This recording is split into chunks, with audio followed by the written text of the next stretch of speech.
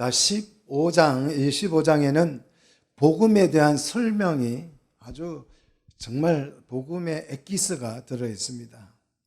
자, 복음은 어떻게 복음이 되는가? 교회와 하나님의 나라는 어떻게 실현이 되는가? 여기에 대한 설명이 오늘 본문이죠. 여러분, 복음이 뭡니까? 신앙 생활 조금이라도 하신 분들은 복음을 너무 많이 들어서 복음이 뭔지 다 알고 있을 거예요. 우리가 사랑하면 다 알잖아요. 사랑. 근데 사랑을 좀 정의를 내려보세요. 그러면 사랑은 뭐 이렇게 정의 내기가 어려워요. 알고 있는 건데 실제로 정의를 내려보라 그러면 잘 못 내리는 게 많죠. 복음이 그렇죠. 복음의 핵심. 자, 복음은 그냥 말대로 하면 좋은 소식인데요. 그 좋은 소식의 내용이 뭐냐? 이렇게 물어보면 잘 모르는 분들이 많습니다. 오늘 바울은 오늘 본문을 통해서 이 복음의 핵심을 우리에게 소개해 주는데 오늘 1절을 한번 보십시오. 형제들아, 내가 너희에게 전한 뭐요? 복음. 내가 너희에게 전한 복음. 이 복음을 어떻게 하기를 원한다고요? 너희에게 알게 하노니 그랬어요. 알게 한다는 말은 이해시키고 싶다 이 뜻이. 이해를 반드시 너희에게 이해시키고자 한다.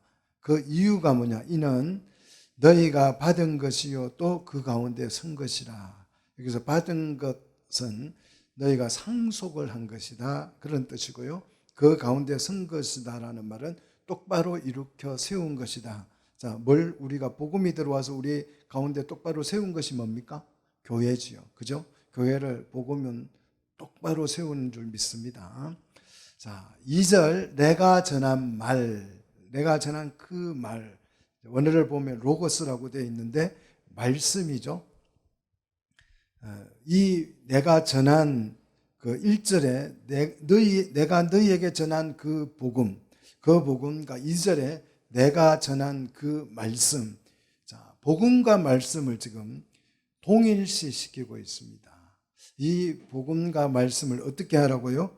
굳게 지키고 그랬죠. 굳게 지키고.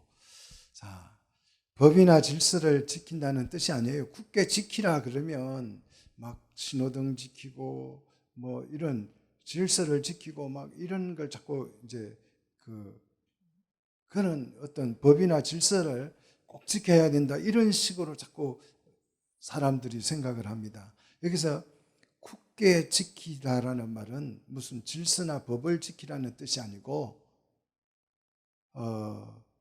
본질을 잃지 말라는 뜻이에요. 본질을 유지하라. 그 본질을 붙잡으면 그런 뜻입니다. 근데 자꾸 우리는 도덕적인 가치를 가지고 있기 때문에 뭘 지키라 그러면 막 인사 잘하고 법을 지키고 질서를 지키고 막 신호등 딱 불 들어와야 파란불 초록불 들어와야 건너고 절대 아무도 없어도 그냥 불 들어올 때까지 나는 예수 믿는 사람이니까 이런 분들 뭐 그게 나쁘다는 건 아니에요.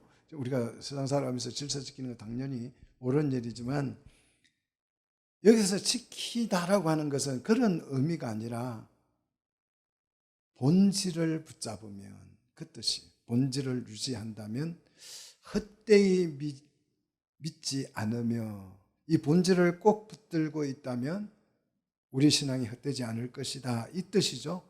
자, 헛되이 믿지 않으며 이 말은 어떤 목적이나 계획 없이 믿지 않으며 이런 뜻입니다. 다른 말로 표현하면 막연하게 신앙생활하지 않으며 그런 뜻이에요. 우리 신앙생활이 굉장히 구체적이고 현실적입니다. 믿습니까? 그런데 실제 그리스도인들 신앙생활을 하는 걸 보면 막연하게 믿고 있어요. 이렇게 교회를 들락날락 하면 어디 가겠지? 천당 가겠지? 좋은 데 가겠지? 좋은 데 갈 거야? 이게 막연한 아무런 계획도 없이 목적도 없이 신앙생활을 하고 있는 것을 말합니다. 자, 헛되이 믿고 있는 사람들이 의외로 많아요. 여러분, 목적과 계획을 확실히 이해해야 될 줄로 믿습니다. 우리 창대교회 다니는 분은 이 목적과 계획을 확실히 알게 될 줄로 믿습니다. 자, 우리가 교회를 실현할 목적도 없이, 교회를 실현할 목적도 없이, 천국을 실현할 목적도 없이 헛되이 믿는 경우가 많아요. 그래서 천국은 하나님께서 어떻게 해놨다고요? 어디엔가 다 만들어 놨으니까 죽기만을 기다렸고, 죽으면 어디로 간다? 그리 간다, 옮겨진다라고 자꾸 생각을 하는 거죠. 교회를 다니기만 하면 교회가 된다라고 생각하는 사람들이 많습니다. 우리의 목적은 뭐예요? 계획은 뭐예요? 교회를 실현하고 그 교회를 통해서 생육하고 번성하여서 하나님의 백성을 이루어서 하나님의 주권에 따라서 우리가 통치를 받음으로써 뭐가 되는 겁니까? 하나님의 나라가 되는 거예요. 이게 우리의 구체적인 목적이고 계획인 줄 믿습니다. 자, 목회자들마저도 헛되이 목회를 하는 경우가 너무 많습니다. 그냥 예배당 지면 교회가 된 줄 알아요. 예배당을 지어놓으면 교회가 된 줄 알고 빚을 왕창 끌어서 예배당부터 지어요. 자, 그게 나쁜 것은 아니에요. 예, 분명히 이야기죠. 그게 뭐 다 나쁘다 그런 뜻은 아니에요.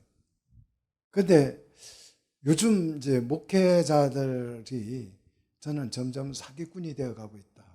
그렇게 생각해요. 이렇게 하다 보니까 교회가 된 줄 알고 마지막에 가서 보니까 교회가 안 돼요. 그러니까 그걸 자기 뭐 은퇴 자금으로 팔아 치워버리는 사람들이 너무 많죠.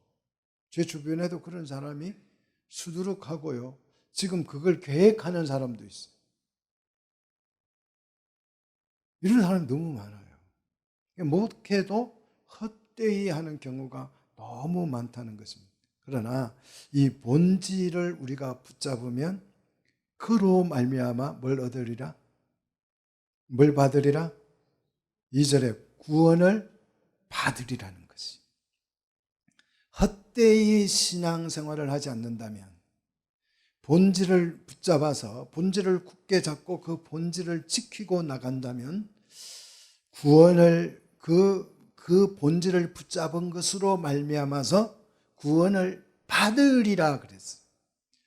자, 여기서 받으리라라는 말은 미래형이죠.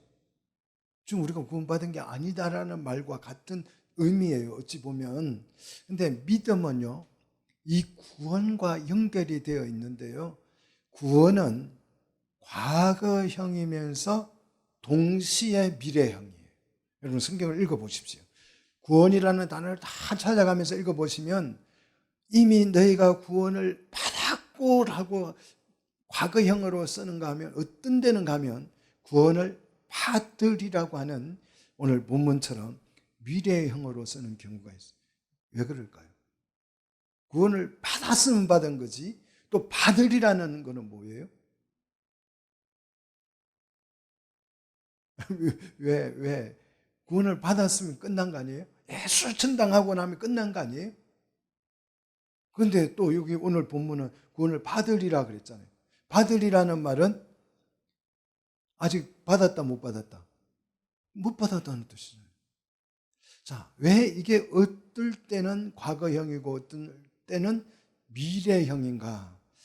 자, 이 과거형이면서 이 구원이 과거에서 미래로부터 구원이 연결되어져 있는데, 이 뜻은 구원은 뭘로 받아요? 돈으로 받습니까? 믿음으로 받잖아요. 그죠? 그래서 구원은 믿음이 살아있어야 한다는 거예요. 믿습니까? 내 믿음이 살아있어야 돼요. 과거에 믿었었는데, 그래서 구원을 받았는데, 이 믿음이 어떻게 됐어요? 죽었어요. 죽으면 그 구원은 어떻게 되는 거예요? 그래도 구원 받습니까? 구원은 뭘로 받는다고요? 믿음으로 받는다고. 믿음이 있어야 받는데 믿음이 죽으면 내게 존재하지 않잖아요. 그래서 구원은 과거형이면서 동시에 미래형으로 쓰여지는데 이 뜻은 내 믿음이 항상 한결같이 언제나 살아 있어야 될 줄로 믿습니다. 자, 과거에 받은 구원이 미래에 일정한 영향을 미침으로써 구원이 실현되어지는 거죠. 자, 뭐에 의해서 실현된다고요? 노동이나 노력에 의해서 질서나 법을 지키고 이런 걸로 실현되는 게 아니고 믿음을 유지함으로써. 할렐루야.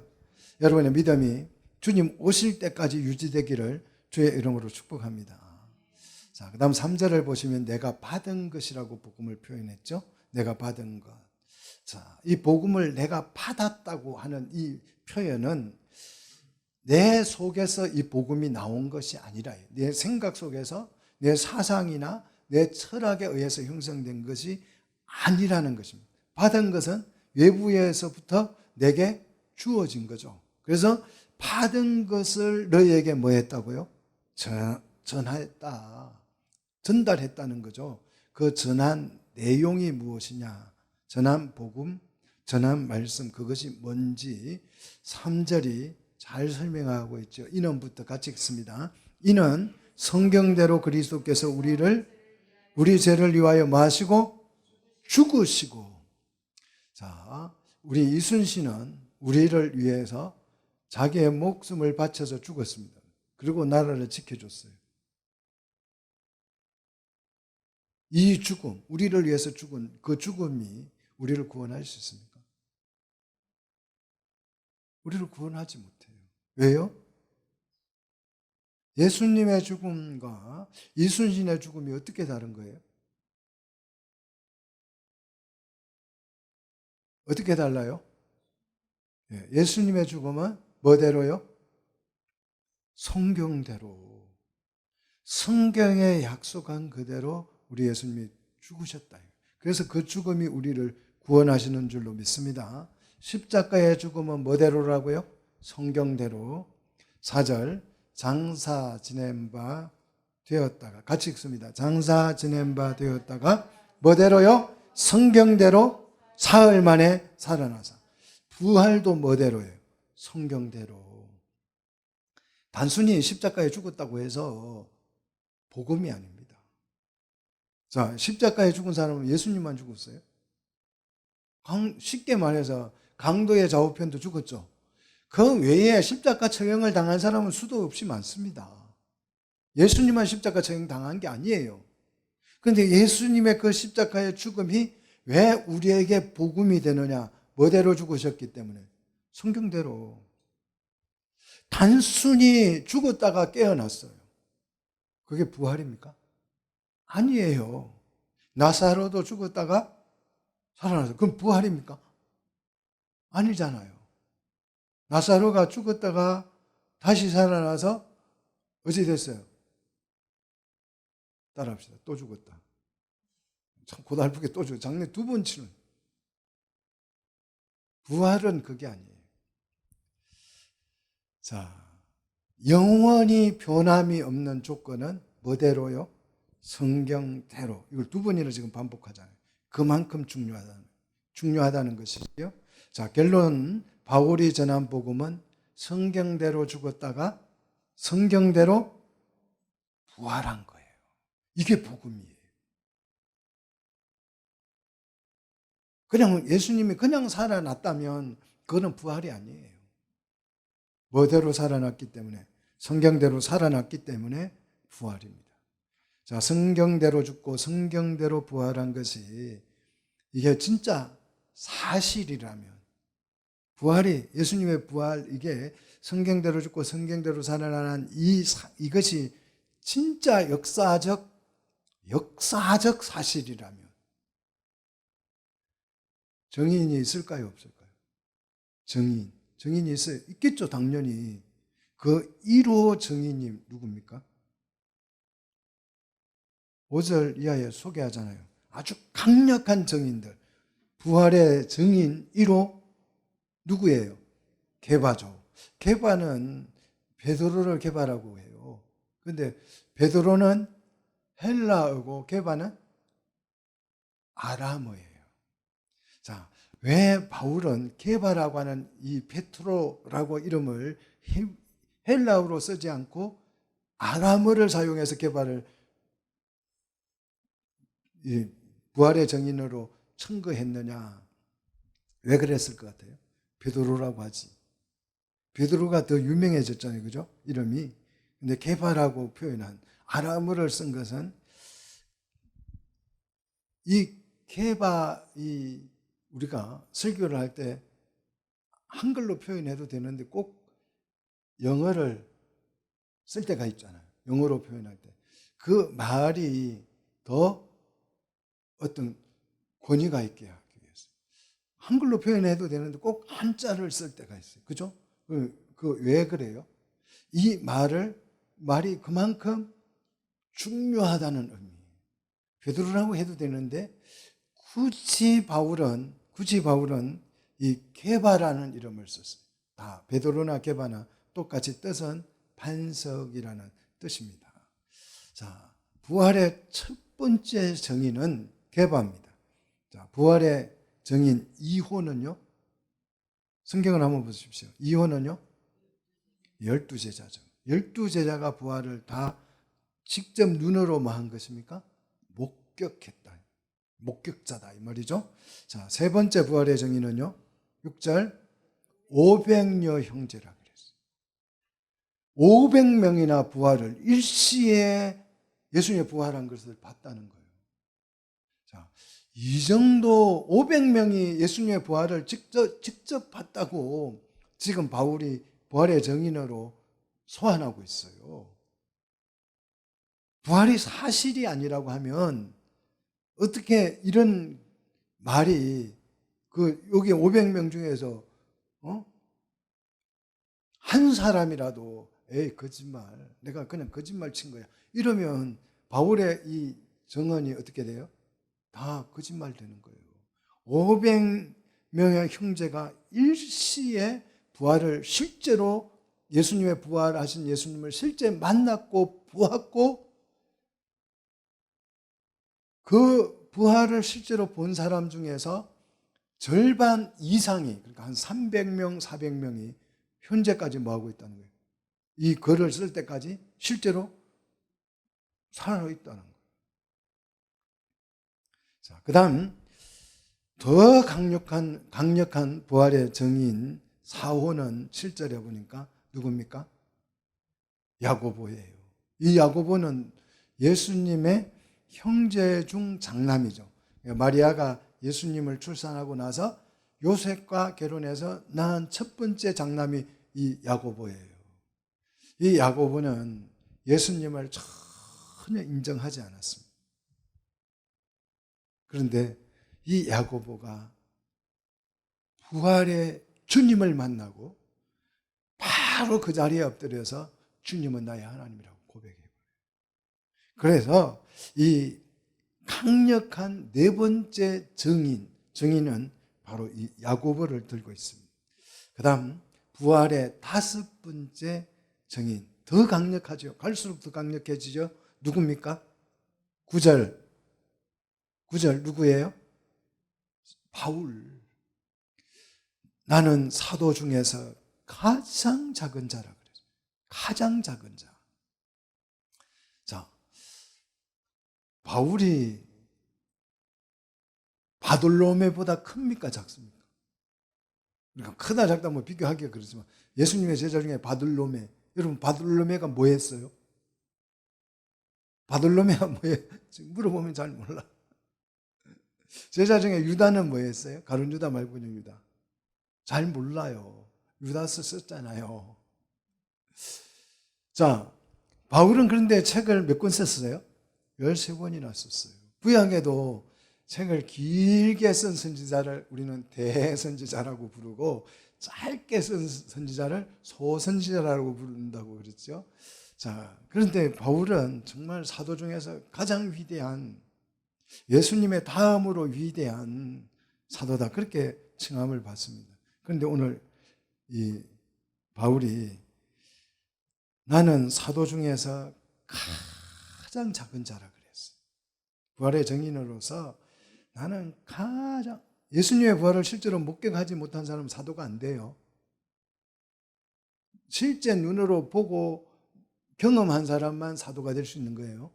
그 사람만 사도의 증인, 부활의 증인으로 주님이 세운 거예요. 실제 보지도 않았는데 어떻게 증인이 목격자가 될 수 있어요. 그러니까 실제로 본 사람만 사도가요. 그래서 지금 내가 사도다 이렇게 하면 우리는 뭐라고 해야 돼요? 에이, 사기꾼이네. 이래야 돼요. 그래서 지금 사도가 없어요. 실제로 목격자, 부활의 주님을 목격하지를 못하기 때문에. 근데 바울은 사도 중에서 가장 작은 자다. 이렇게 표현해요. 왜 좀 겸손한 표현입니까, 이게? 아니고 실제예요. 왜 그러냐 하면, 자, 9절을 보십시오. 나는 하면서 소개합니다. 이 바울은 나는 하나님의 교회를 뭐 했어요? 박해했어요. 아니, 하나님의 교회를 박해한 사람이 어떻게 사도가 되겠냐. 그래서 나는 사도라는 칭함을 받기를 감당할 수도 없는 자다. 교회를 박해하던 사람이 실제 부활의 주님을 실제 목격을 하고 증인이 돼서 목격자가 돼서 뭐가 된 거예요? 사도가 됐다는 거예요. 이것만큼 강력한 증인이 있을 수 있습니까? 교회를 박해하던 사람이 실제 부활의 주님을 만나고 나니까 완전히 바뀌어서 뭐가 됐어요? 부활의 증인이 되어버렸어요. 이것만큼 강력한 증인은, 목격자는 없습니다. 예, 여러분, 예수를 전도하다가 보면 정말 강팍해서 안 믿는 사람들이 있잖아요. 사도 바울이 될 가능성이 많아요. 이런 사람들은 정말 박해하고 힘들게 하다가 어느 순간에 완전히 뒤집어져 가지고 정말 예수 그리스도를 그 누구보다 잘 믿는, 그래서 무당들이 이게 딱 예수님을 만나버리면 어떻게 돼요? 정말 미친 듯이 신앙생활을 해요. 미친 듯이. 자, 이 바울은 교회를 박해하던 사람인데 부활의 주님을 만나서 뭐가 됐습니까? 사도가 됐어요. 박해하던 사람이었기 때문에 사도라고 하는 이름조차 붙이기가 부끄러울 정도로 작은 자다. 그러나 반대로 부활의 증인으로서는 매우 강력한 것입니다. 자, 이렇게 그리스도를 핍박하던 사람이 어떻게 목숨을 걸고 부활을 증언하는 그 목격자가 되었느냐. 자, 어떻게 해서 바울은 목격자가 될 수 있었는가? 자, 10절 같이 읽습니다. 같이 읽어요. 그러나 내가 나 된 것은 하나님의 은혜로 된 것이니 내게 주신 그의 은혜가 헛되지 아니하며 내가 모든 사도보다 더 많이 수고하였으나 내가 한 것이 아니요 오직 나와 함께 하신 하나님의 은혜로다. 자신이 사도가 된 것은 정말 사도 될 수 없는, 자격조차도 없는 교회를 박해하던 사람인데 하나님이 나에게 뭘 주셨다고요? 은혜를 주셔서, 은혜로 말미암아서 내가 지금 사도가 됐다는 거예요. 여러분, 우리 은혜로 된 것인 줄 믿으시기를 축복합니다. 우리 다 은혜로 된 것이에요. 자, 바울은 하나님의 은혜로 증인이 되었고 그 증언으로 11절 그러므로 나나 그들이나 이같이 전파하며 너희도 이같이 믿었다. 성경대로 부활하신 그 주님을 증거하며 그들이 다 성경대로 죽으시고 성경대로 살아나신 예수님을 믿게 되었다라는 것입니다. 믿음은 바로 여기에 이 복음을 통해서 우리에게 주어진 것입니다. 자, 이런 증인들, 수많은 증인들이 있음에도 불구하고 부활을 부정하는 사람들이 교회 안에 많이 있었어요. 대표적으로 부활을 부정하는 사람들은 누굽니까? 제사장들이 부활을 합니다. 사두개인이라 그러죠. 바리새인은 부활을 믿었고 예수님의 부활을 믿은 게 아니고 부활이라고 하는 그게 있다, 사람이 죽으면 부활한다라는 그 사상을 말하는 거예요. 사두개인들은 부활은 없다, 천사도 없다, 영적인 세계 없다, 그러니까 이제 쉽게 말하면 사두개인은 일월론자고 바리새인은 유월론자예요. 우리가 따지면. 그래서 사두개인들은 영적인 세계가 없고 눈에 보이는 세상만 있다. 이게 일월론이잖아요. 자, 이 사두개인들은 애초에 부활이라는 게 있을 수 없다라고 부활을 믿지 않았습니다. 그래서 이렇게 부활을 믿지 않는 사람들을 위해서 13절 이하에서 논정을 하지요. 자, 그들 주장대로 정말 부활이라는 게 세상에 없다면 그리스도가 부활할 수 있어요? 부활이 없는데 어떻게 부활을 하겠어요? 그죠? 성경에 부활이 있기 때문에 그 성경대로 예수님은 부활하신 줄 믿습니다. 자, 부활이 없다라고 한다면 예수님도 부활하지 못했겠지요. 자, 이렇게 예수님이 부활을 못했다면 어떤 일이 벌어지느냐? 자, 14절. 그리스도께서 부활하지 못했다면 14절. 우리 전파하는 것이 어찌 된다고요? 헛것이 되고 너희 믿음도 헛것이다.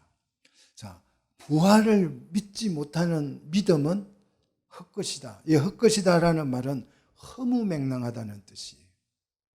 자, 부활이 없다면 우리가 신앙생활하는 모든 것이 다 허무맹랑한 것인 줄 믿습니다. 자, 15절. 더 나아가서 부활을 전파하는 증인들은 어떻게 돼요? 우리가 하나님이 그리스도를 다시 살리셨다고 증언했기 때문에 뭐가 돼요? 거짓 증인이 되잖아요. 부활이 없는데 예수님이 부활했다고 주장을 하고 다니면 그 증언이 뭐예요? 거짓말이 되는 거죠.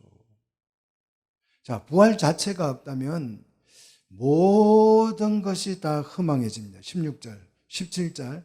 우리는 여전히 어디 가운데 있어요?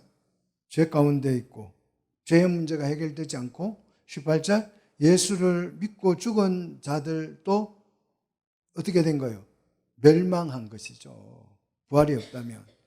자, 19절. 예수 믿는 것이 이 세상에서 평안히 좀 살아보자라는 그런 것을 하면 이거는 신앙이 아니고 뭐다? 그냥 종교죠. 종교. 샤머니즘이죠. 부활이 없다면 부활을 믿는 신앙인은 세상에서 어떤 사람이다? 부활이 있다고, 부활이 없는데 부활이 있다고 믿고 신앙생활 하는 사람들은 세상에서 정말 불쌍한 거예요. 불쌍한, 막 술도 먹고 담배도 피우고 세상 흥청망청 살아보고 보다가 죽으나 부활이 있다고 믿고 그냥 그런 것도 안 하고 그냥 쾌락을 멀리하고 기도하고 이렇게 사는 것은 정말 불쌍한 거 아니에요? 이렇게 좋은 가을날 교회 와서 잠 오는 거 막 무릎을 허벅지를 짓뜯으면서 참아가면서 막 설교 들어야 하는 얼마나 고역이에요. 부활이 없다면 이렇게 하는 것이 의미가 있다 없다? 의미 없다. 그래서 세상에서 가장 가엾은 자다. 그래서 20절을 보시면 자, 가엾사 부활이 없다면 모든 예수 믿는 사람들이 세상에서 가장 가엾은 자이지만 20절 같이 읽습니다. 그러나 이제 그리스도께서 죽은 자 가운데서 다시 살아나사 잠자는 자들의 뭐가 되셨도다? 첫 열매가 되셨도다. 부활은 우리 삶의 대반전인 줄 믿습니다. 예수님이 부활하셔서 죽은 자들의 첫 열매가 됐다. 자, 첫 열매가 됐다는 말은 무슨 뜻이에요? 두 번째 열매가 있다는 거예요. 믿습니까? 그냥 한 개만 있으면 첫 아들이라고 하면 두 번째 아들이 있다는 뜻이에요. 그렇죠? 그래서 그냥 아들이 하나밖에 없다 그러면 내 외아들이라고 말해야죠. 독자라고 말을 해야 되죠. 첫 아들이라고 표현을 쓸 수가 없어요. 그죠? 첫 열매라고 하는 것은 무수한 열매가 있다라는 말을 전제하기 때문입니다. 자, 그래서 예수님의 그 첫 열매, 부활의 첫 열매가 되신 이 부활의 원리를, 예수님의 그 부활의 원리를 설명해 주는데 사망과 부활을 비교해서 설명합니다. 21절. 사망은 어떻게 왔어 우리에게요? 한 사람을 통해서, 한 사람으로 말미암아서 우리 모두에게 사망이 온 것입니다. 그렇다면 부활도 한 사람으로 말미암아서 모든 사람에게 주어질 것이에요. 자, 이것을 우리는 대표자의 원리라고 그러죠. 대통령이 일본과 이 조약을 맺으면 나는 안 맺었지만 그 대통령이 맺은 그 협정이 우리 모든 국민에게 미쳐요, 안 미쳐요? 이게 대표자의 원리예요. 예수님의 부활이 우리의 부활이 되는 줄 믿으시기를 축복합니다. 자, 아담 안에서 모든 사람이 죽은 것처럼 그리스도 안에서 모든 사람이 생명을 얻게 된다. 이게 22절이죠. 그래서 아담 안에서 죽음이 확실한 것만큼 예수 안에서 부활이 확실합니다. 아담 안에서 모든 사람의 죽음이 확실하잖아요. 다 죽잖아요. 그와 마찬가지. 이 죽음이 확실한 아담 안에서 죽음이 확실하다면 예수 안에서 부활은 역시 우리에게 확실한 줄 믿으시기를 축복합니다. 그러면 부활은 어떤 순서를 따라서 첫 번째 부활에서 어떤 순서에 따라서 부활이 일어나는가? 23절로 24절을 보시면 부활의 순서를 소개하고 있죠. 자, 부활은 무작위로 아무렇게나 부활하는 것이 아니고 차례대로 부활한다 그랬어요. 그래서 첫 번째 부활은 첫 열매인 그리스도이고 두 번째 부활은 누가 부활해요? 그리스도께서 강림하실 때에 그리스도에게 속한 자들이 먼저 부활합니다. 자, 우리 참고로 데살로니가전서 4장 16절을 한번 같이 읽어보도록 하겠습니다. 데살로니가전서 4장 16절 같이 읽습니다. 주께서 호령과 천사장의 소리와 하나님의 나팔 소리로 친히 하늘로부터 강림하시리니 그리스도 안에서 죽은 자들이 먼저 일어나고 그랬어요. 그러니까 그 예수 부활 재림하실 때 살아 있는 상태에 있는 사람보다 누가 먼저 일어난다고요? 예수를 믿고 죽은 사람들이 먼저 부활한다는 거예요. 그래서 여러분, 저는 산에 다니면서 무덤들을 많이 봐요. 그 무덤들이 몇 개 있는데 그 무덤들을 보는데 그 무덤을 볼 때마다 굉장히 은혜가 돼요.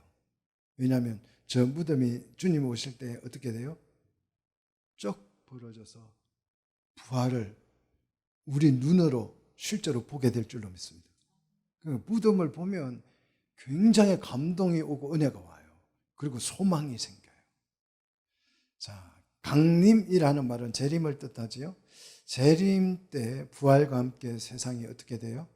끝이 나는 것입니다. 그래서 24절 그 후에는 마지막이니 그래서 세상의 끝이니 자, 성도가 세상 사람들보다 훨씬 지혜롭습니다. 왜 그럴까요? 우리는 세상의 끝을 알고 인생을 살아요. 끝을 알고 신앙생활을 하는 세상을 사는 사람과 끝이 어찌 될지를 모르고 사는 사람은 하늘과 땅 차이인 줄 믿습니다. 우리는 끝을 알잖아요. 이 세상이 어떻게 끝날지를 우리는 알아요, 몰라요? 확실하게 알고 있잖아요. 세상의 끝은 어떻게 됩니까? 그가 모든 통치와 모든 권세와 능력을 다 어떻게 하신다고요? 멸하신다. 모든 통치는 사탄의 지배를 말하고요. 모든 권세는 세상의 모든 권력을 말해요. 그리고 이 능력은 힘을 말합니다. 이 세상을 좌우할 수 있는 그 모든 힘들을 하나님께서 다 멸하신다는 거예요. 그러면 세상이 어떻게 돼요? 끝나는 거죠. 자, 세상의 통치와 세상의 모든 권세와 힘을 다 소멸하시면 이 세상은 어떻게 돼요? 끝이 나요. 자, 세상이 끝나면 그 끝나는 지점이 뭐가 완성되는 거예요? 하나님의 나라가 완성될 줄로 믿습니다. 그래서 세상 나라와 하나님의 나라는 교차점을 지났죠. 언제 지났어요? 예수님 때 2000년 전에 하나님의 나라가 아주 계절시 하늘만 하다가 점점 커져가지고 예수님 때에 와서 이 하나님의 나라와 세상 나라가 세상 나라는 망해가고 하나님의 나라는 성장을 해가서 예수님 때에 크로스가 된 거예요. 그래서 예수님 이후부터는 하나님의 나라가 세상 나라보다 더 왕성해져 가고 있는 줄 믿습니다. 여러분, 이게 느껴져야 신앙생활 할 말이시나요? 하나님의 나라가 왕성해지고 있는 줄로 믿으시기를 축복합니다. 그게 좀 보이시기를 바랍니다. 그래서 보여야 내가 거기에서 그 나라에서 무슨 일을 할 수 있는 거예요. 그래서 구약에는 교회가 광야에 있었다 그랬죠. 광야교회라 그랬잖아요. 그런데 신약에서는 교회가 실제적으로 광야에 있는 것이 아니고 우리 속에 있는 거잖아요. 우리가 교회를 실현하고 있는 거잖아요. 그러니까 얼마나 하나님의 나라가 왕성해졌냐 이 말이에요. 자, 이렇게 세상이 끝나고 하나님의 나라가 완성이 되면 22절에 24절 계속 보십시오. 나라를 누구에게?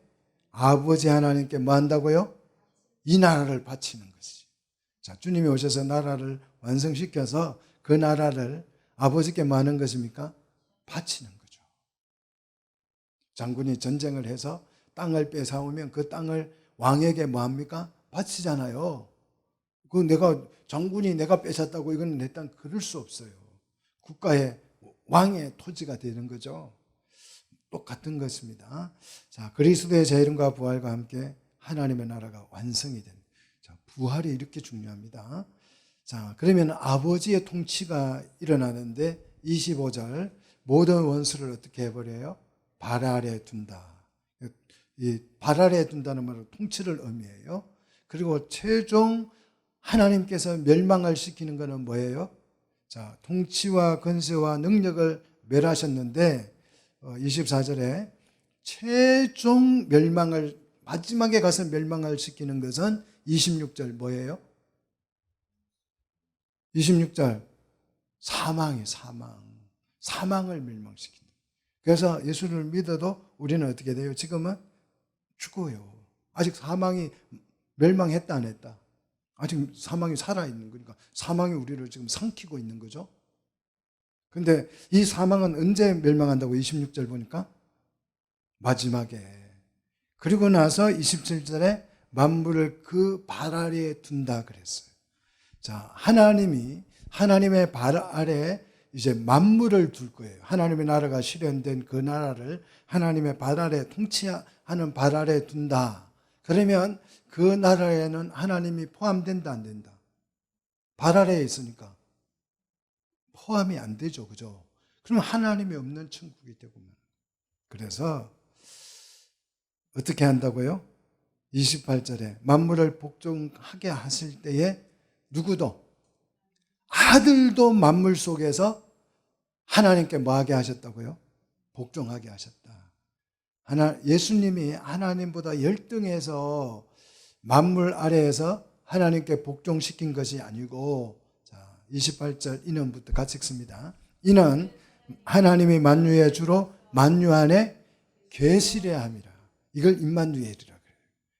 하나님께서 예수님을 보내주신 것은 우리 죄를 도말하기 위해서 보내셨지만, 그런 이유도 있지만 만물 아래에서 하나님께 순종함으로써 순종하는 그 하나님이 우리와 뭐하게 우리 만유 안에 우리와 함께 계시기 위해서. 지금도 우리 주님이 우리와 만유 안에서 만물 안에서 함께 계시는 줄로 믿습니다. 그래야 천국이 되는 거예요. 하나님이 없는 천국은요, 천국이 아닙니다. 아무리 좋아도. 부활이 없다면 이 천국이 실현된다 안 된다? 안 된다. 부활이 우리 신앙에 있어서 이렇게 중요합니다. 또 그 당시에 부활이 없다라고 한다면 그 당시 바울 당시에 그 사람들의 풍습 얘기를 합니다. 29절 그 당시의 사람들은 부활이 있다고 믿고 그 죽은 자를 위해서, 그러니까 그 당시에 이제 신앙이 없이 그냥 죽은 사람들, 조상 중에 죽은 사람 있잖아요. 그 죽은 자를 위해서 그 당시 사람들은 부활이 있다고 믿어서 산 사람에게 세례를 베풀었어. 그 사람을 대신해, 죽은 사람을 대신해서 네가 세례를 받아. 그래야 부활한다. 이런 아주 좀 샤머니즘적인 풍습, 부활에 대한 미신 행위적인 그런 부활이 있었습니다. 자, 막연한 부활의 소망을 그 당시 사람들이 갖고 있어서 이런 풍습을 행한 거예요. 자, 잘못된 부활의 습성 신앙이지만 부활이 없다면 그 사람들이 죽은 자를 위해서 이런 세례를 베풀거나 그런 일을 하지 않는다는 거죠. 모든 사람들 속에는 마음속에 어떤 관념이 들어있다. 부활에 대한 관념이 들어있다. 그래서 사람이 죽으면 어떻게 해요? 매장하는 거예요. 무덤 매장을 하는 것은 부활을 소망한다는 뜻이에요. 그런데 불교는 부활을 믿어야 안 믿어요? 안 믿으니까 어떻게 해요? 화장하죠. 왜? 화장은 불교식 장례식이에요. 피라미드는 왜 만들어요? 나중 부활할 걸 기대해서.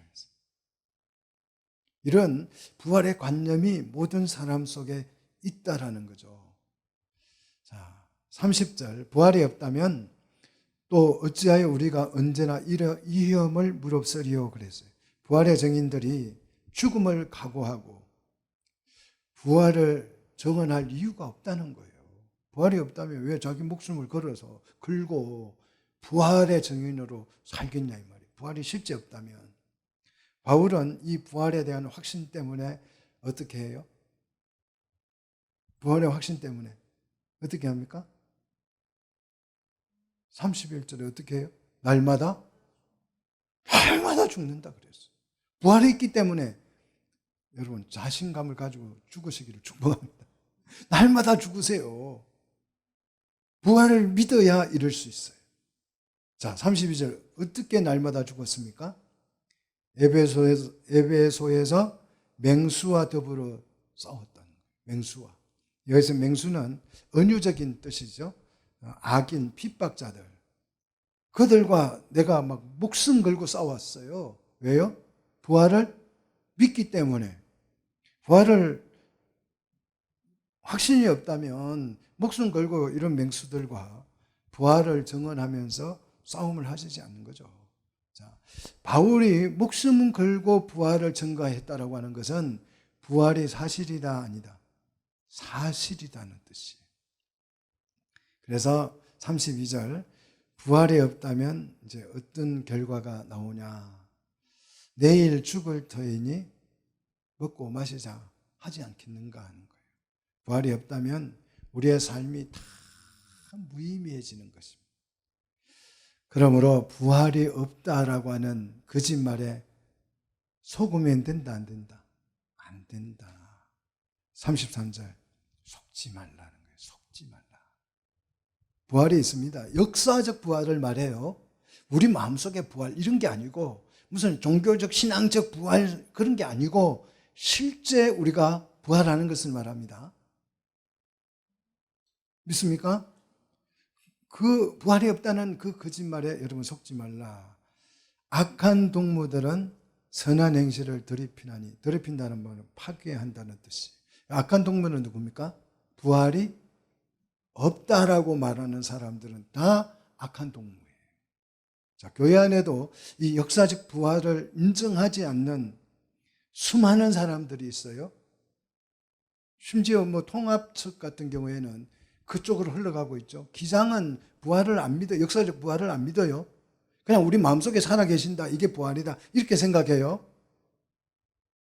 우리 이 합동측이나 이런 아주 고리타분하다고 생각하는 이런 사람들만 여전히 육체적 부활을 믿고 있습니다. 그런데 이 악한 동무들, 부활을 믿지 않는 이 악한 동무들은 선한 행실을 파괴시킵니다. 왜? 부활이 없으면 사람들이 어떻게 한다고요? 내일 죽을 건데 오늘 먹고 마시자 술 마시고 막 그냥 자기 마음대로 엄청 막 살자 이거예요. 그래서 악한 행실을 파괴한다라는 거죠. 자, 그러므로 우리는 어떻게 해야 합니까? 34절 깨어 의를 향하고 죄를 짓지 말라는 거예요. 부활이 사실이기 때문에 우리는 깨어서 의를 행하고 뭐 해야 됩니까? 죄를 지지 말라는 거예요. 교회 안에도 하나님을 알지 못하는 자들이 있기로 그랬어요. 오늘 이 자리에도 하나님을 알지 못하는 자들이 있습니다. 그런 사람들을 부끄럽게 하기 위해서 오늘 바울은 부활에 대해서, 역사적 부활에 대해서 말한다는 거예요. 부활을 못 믿으면 하나님을 알지 못하는 것입니다. 나는 신학 교수다 그래도 역사적 부활을 믿지 못하면 하나님을 모르는 자입니다. 자, 그러면 우리가 이제 부활이 있다면 실제 부활을 할 거잖아요. 그죠? 그 실제 어떻게 부활할까요? 내가 부활한다면 어떤 모습으로 부활할 것 같아요?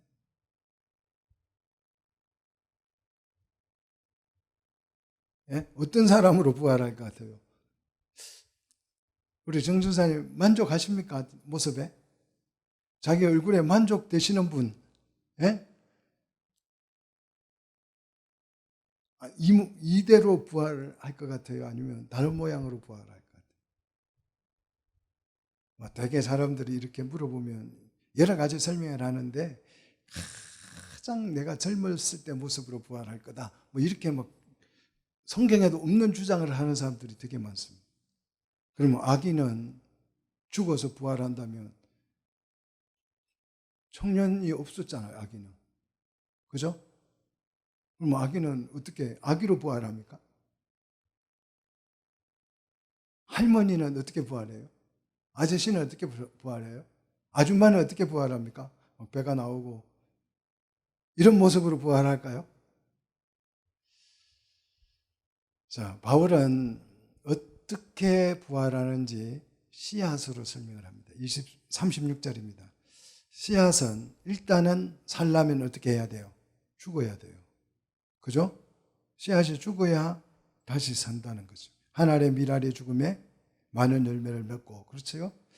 자, 37절. 이 씨앗은 다시 살기 위해서 땅에다가 심는데, 그 심어서 죽어야 되는데, 죽어야 다시 사는데, 그 씨앗을 심을 때에는 그 씨앗이 맺게 될 열매의 형체를 심는 게 아니에요.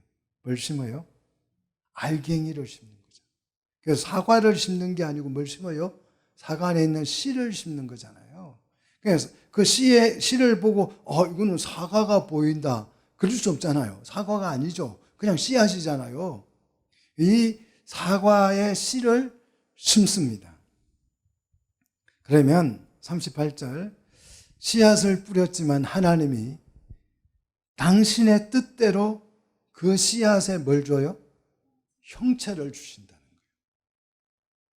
그래서 각 종자에게는 그 형체를 다 주셨는데 부활이라고 하는 것은 이와 같다는 거예요.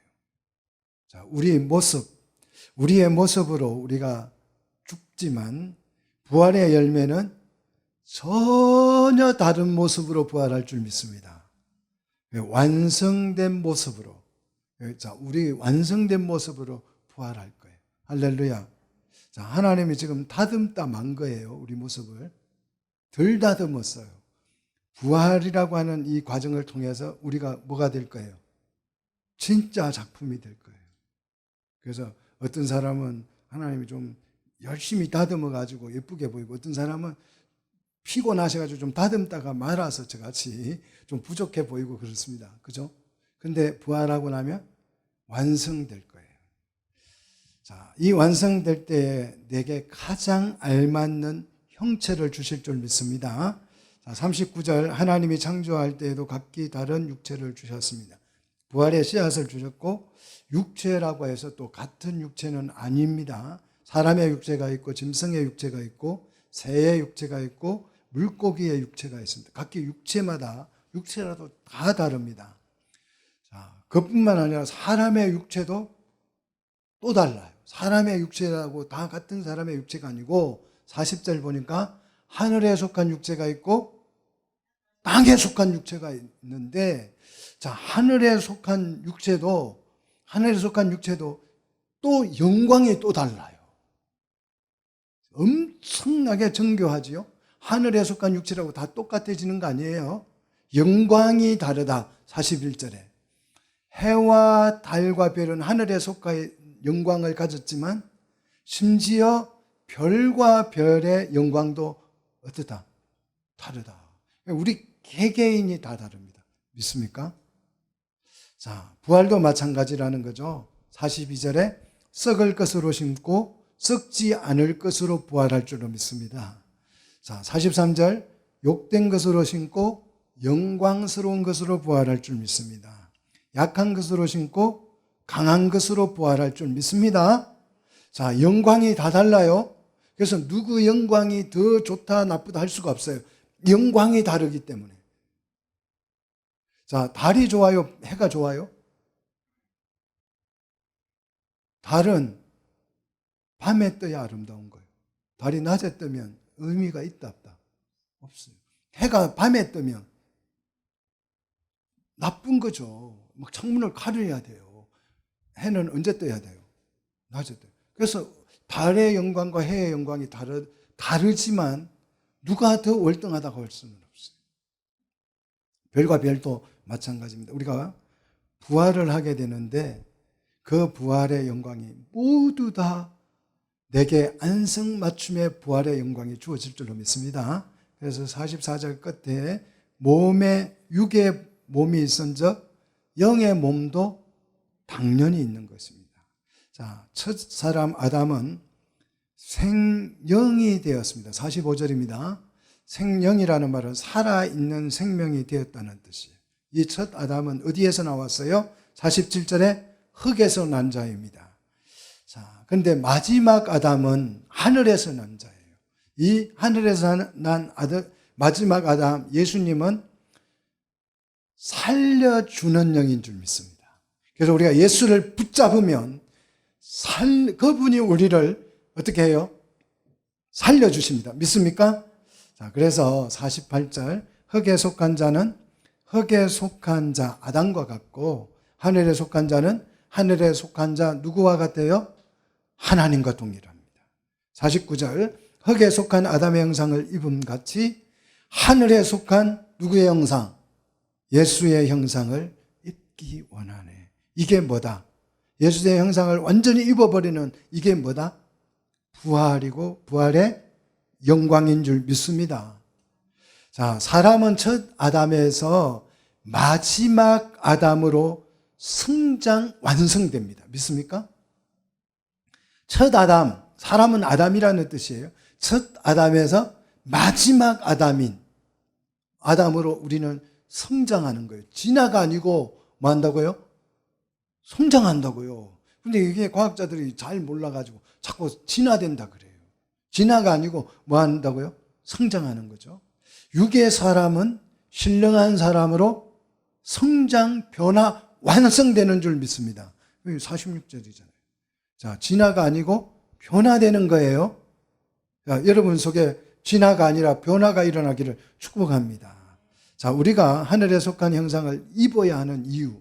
그리고 왜 우리가 이 하늘에 속한 영광을 우리가 입어야 하냐? 50절. 혈과 육은 하나님의 나라를 유업으로 받을 수 있어요? 없어요? 없어요. 하나님의 나라를 유업으로 받기 위해서 우리는 하늘에 속한 형상, 부활의 몸을 입어야 된다는 것이. 그러면 영광스러운 부활의 몸으로 언제 변화되느냐? 이 언제는 비밀입니다. 51절. 그때는 비밀이에요. 그런데 언제 변화됩니까? 마지막 나팔에 어떻게 된다고요? 순식간에 혼란이 변화되리니. 자, 우리의 몸은 어떻게 변화된다고요?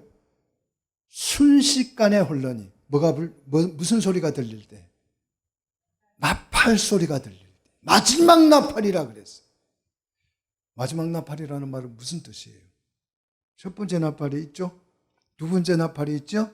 세 번째 나팔이 있죠? 일곱 번째 나팔이 마지막 나팔인 줄 믿습니다. 여러분, 나팔 소리를 몇 번 들어요? 한 7번 들어요. 잘 헤아리시다가 7번째 나팔이 딱 들리면 내가 어떻게 되는 거예요? 변화돼요. 할렐루야. 자, 그래서 52절에 나팔 소리 나면 죽은 자들이 썩지 않을 것으로 부활하고 우리도 변화됩니다. 자, 썩지도 죽지도 않을 몸으로 변화되고 나면요, 54절 사망을 그때 삼키는 거예요. 사망은 언제 멸망시킨다고 그랬어요?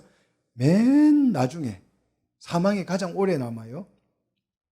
자, 그래서 사망을 삼키고 이기리라고 기록된 말씀이 비로소 실현될 것이다.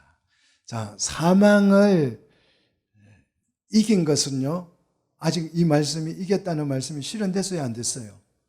아직 안 됐어요. 그래서 예수를 믿어도 어떻게 돼요? 죽어요. 장래 치릅니다. 이 사망을 언제 이긴다고요? 마지막 때에. 자, 55절. 마지막 나팔 소리가 들리고 나면 사망도 무력화돼서 56절. 사망이 쏘는 것은 죄요, 죄의 권능은 율법이라 그랬어요.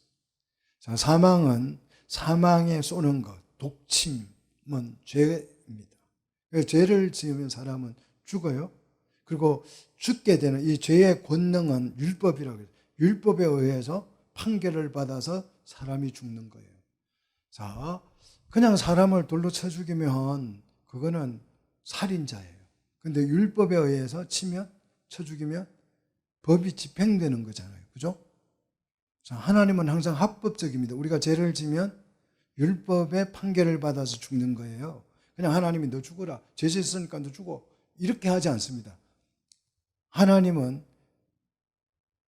굉장히 질서의 하나님. 그래서 죄를 지으면 어떻게 해요? 율법의 판결에 따라서 죽도록 하시는 거죠. 자, 사망이 무력화됨으로써 죄의 권능도 사라집니다. 이 승리는 57절 우리 주 예수 그리스도로 말미암아서 일어난. 그래서 우리는 하나님께 감사해야 된다는 거예요. 자, 마지막 이제 58절 결론입니다. 같이 읽겠습니다. 그러므로 내 사랑하는 형제들아 견실하며 흔들리지 말고 항상 주의 일에 더욱 힘쓰는 자들이 되라. 이는 너희 수고가 주 안에서 헛되지 않을 줄을 알미라. 견실, 확고부동한 그런 뜻이죠. 확고부동한. 확고부동한 뭐에? 복음에, 부활에 확고부동한 사람이 되어서 흔들리지 말고 항상 어디에 힘쓰라고요? 주의 일에 힘쓰라. 왜 주의 일에 우리가 힘써야 합니까? 너희 수고가 주 안에서 헛되지 않는 줄을 우리가 알기 때문에. 왜요? 부활하기 때문에. 그 수고가 전혀 헛되지 않을 줄 믿습니다. 여러분, 주를 위해서 한 그 모든 일들은 부활 때에 다 보상받게 될 줄로 믿습니다. 그래서 이 사실을 믿고 우리는 더욱 힘써 주의 일에 충성하는 우리 성도들이 되시기를 주의 이름으로 축복합니다. 기도하겠습니다.